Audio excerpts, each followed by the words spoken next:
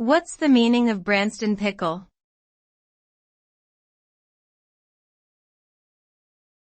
Branston Pickle.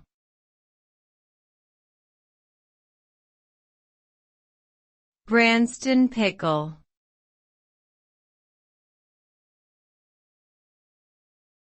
Branston Pickle.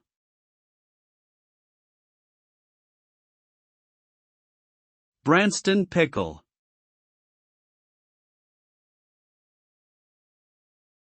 Branston pickle is a British condiment made from a variety of diced vegetables, vinegar, and spices. It is typically used as a relish or sandwich spread, and has a tangy, sweet, and slightly spicy taste. The pickle is named after the town of Branston in Staffordshire, England, where it was first produced in the early 1900s. The unique blend of ingredients gives Branston pickle its distinctive flavor, and it has become a beloved staple in British cuisine. Overall, Branston pickle is a delicious and versatile condiment that can add a flavorful punch to a variety of dishes.